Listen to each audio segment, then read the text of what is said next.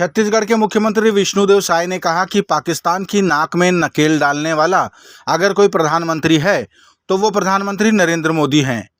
मुख्यमंत्री ने कहा कि पहले पाकिस्तान लगातार दुस्साहस करने की कोशिश करता था, लेकिन अब उसकी हिम्मत नहीं होती।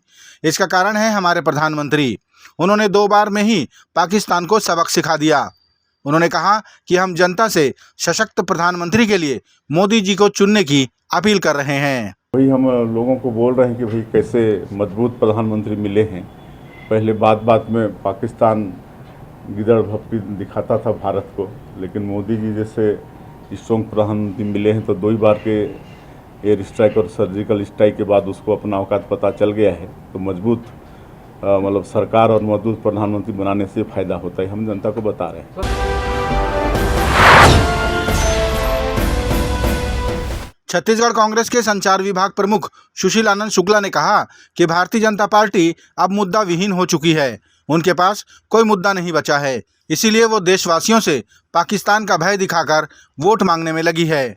शुक्ला ने कहा कि जनता चाहती है कि प्रधानमंत्री बेरोजगारी पर बात करें, महंगाई पर बात करें, किसानों पर बात करें, लेकिन इतना साहस इनमें बचा नहीं है। दरअसल इनके पास अब कोई मुद्दे बचे नहीं हैं। 3 चरण के बाद में यह स्पष्ट हो गया कि मोदी जी की विदाई जनता ने सुनिश्चित कर दी है।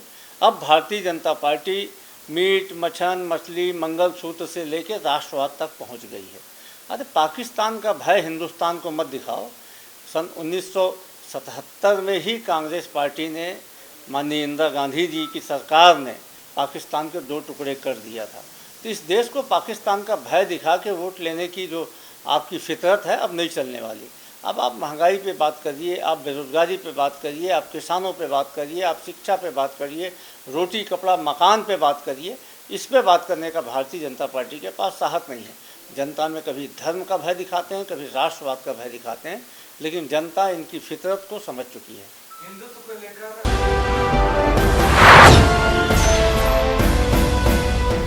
केंद्रीय खनिज सचिव VL कांताराव की अध्यक्षता में नवा रायपुर में प्रदेश के खनन गतिविधियों की समीक्षा बैठक की गई। इस मौके पर केंद्रीय खनिज सचिव ने राज्य के औद्योगिक इकाइयों के प्रतिनिधियों से चर्चा की और उनकी समस्याओं से भी अवगत हुए। केंद्रीय खनिज सचिव ने निर्देशित किया कि जो खदानें बंद हो चुकी हैं उनमें अवैध उत्खनन न हो, और यदि बंद खदानों में खनिज की उपलब्धता है तो जरूरी प्रक्रिया प्रारंभ की जाए।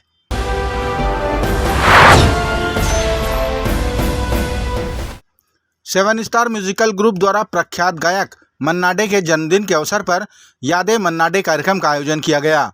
बता दें कि गायक मन्ना डे का जन्मदिन यूं तो 1 मई को था, लेकिन चुनाव को देखते हुए ये आयोजन 12 मई को किया गया, जिसमें राज्य भर से मन्ना डे और उनके द्वारा गाए गीतों के प्रेमी बड़ी संख्या में पहुंचे।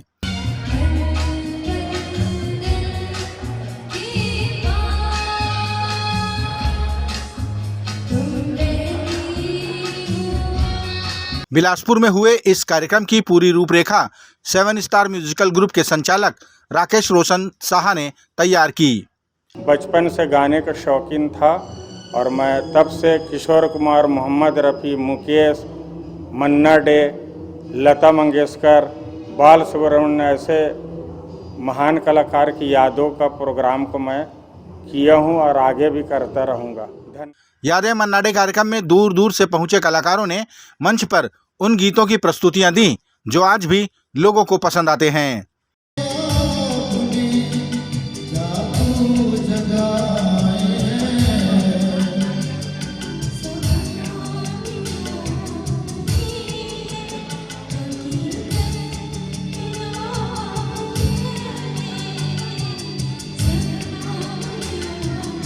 सेवन स्टार म्यूजिकल ग्रुप के संचालक राकेश रोशन साहा विगत कई दिनों से सुरों के सरताज रहे महान गायकों की स्मृति में संगीतमय कार्यक्रम का आयोजन करते हैं।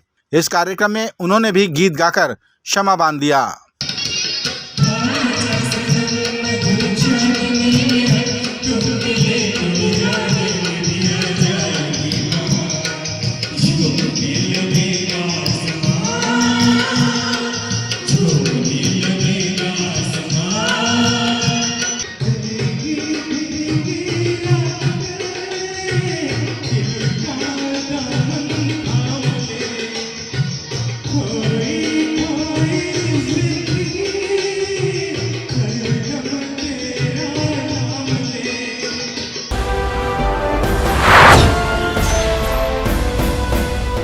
छत्तीसगढ़ के गृह मंत्री विजय शर्मा ने कहा कि नक्सलियों से बातचीत का रास्ता हमेशा खुला है, लेकिन तब तक अभियान जारी रहेगा। उन्होंने बताया कि राज्य में भाजपा की सरकार बनने के बाद नक्सलियों में भय का वातावरण है, इसीलिए आत्मसमर्पण और गिरफ्तारियों में तेजी देखी जा रही है। गृह मंत्री ने यह भी कहा कि नक्सली उन्मूलन को लेकर कड़ी कार्रवाई की जा रही है। साथ ही इस अभियान को लेकर पड़ोसी राज्यों से भी संवाद स्थापित किए जा रहे हैं। बातचीत का रास्ता बिल्कुल खुला है, वही पहला रास्ता है, वही सरकार की मंशा है। बातचीत के माध्यम से ही सरकार इसको समाप्त करना चाहती है।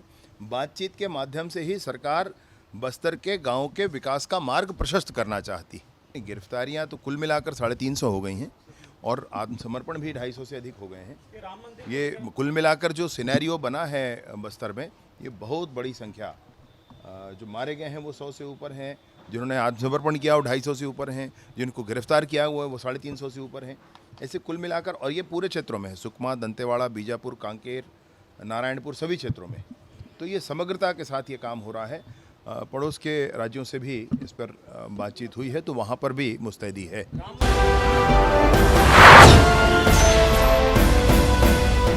रायपुर प्रेस क्लब के अध्यक्ष प्रफुल्ल ठाकुर ने आज रायपुर प्रेस क्लब द्वारा पत्रकारों को प्रदत्त आवासीय कॉलोनी में नवनिर्मित गार्ड रूम का उद्घाटन किया।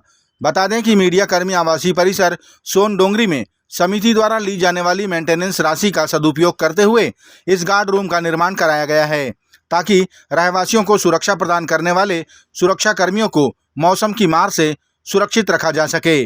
इस दौरान प्रेस क्लब अध्यक्ष ने समिति के कार्यों की प्रशंसा करते हुए हमेशा हर संभव मदद करने का आश्वासन दिया।